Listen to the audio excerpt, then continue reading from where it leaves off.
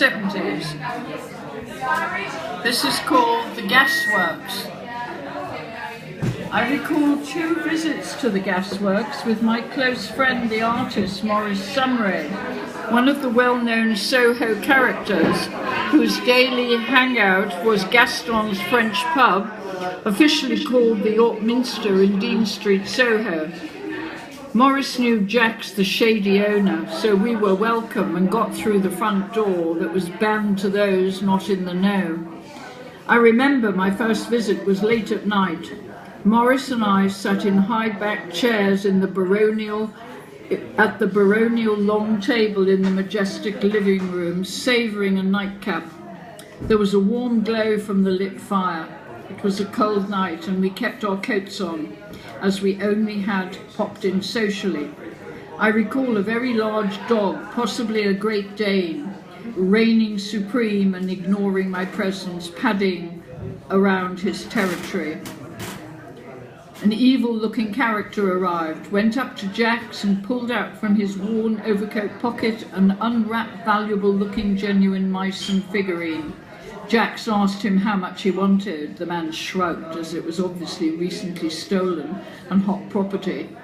Jax put his hand in his pocket and pulled out a large wad of notes. He peeled off a few, and the thief scarpered into the night. Jax was, of course, a fence for the antique trade. A trade I would later embrace in the late 70s, skipping a generation, as my maternal grandparents had been Georgian silver and porcelain specialists in Swansea, South Wales, owning 2 antique shops at the turn of the century. The second visit was to eat.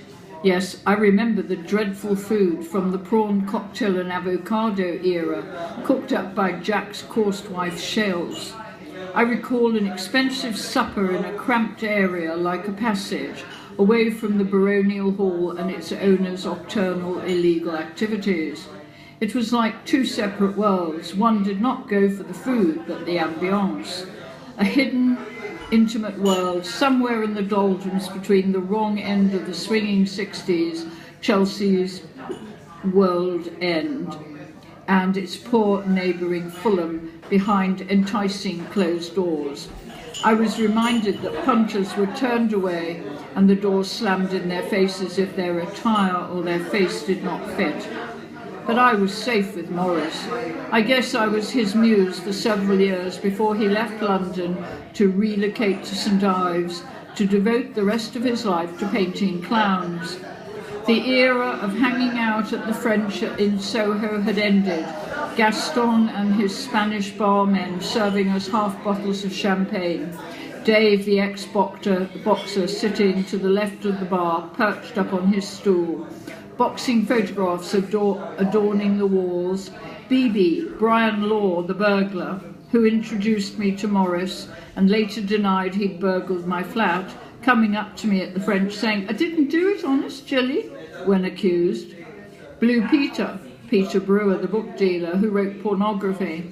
Muriel's next door in Dean Street, owned by Muriel Belcher, whose heavy drinkers like Francis Bacon and Lucian Freud would hang out after the French closed, due to stringent drinking hours when the bell would ring and the magic word, "time," would be shouted out at 10:30.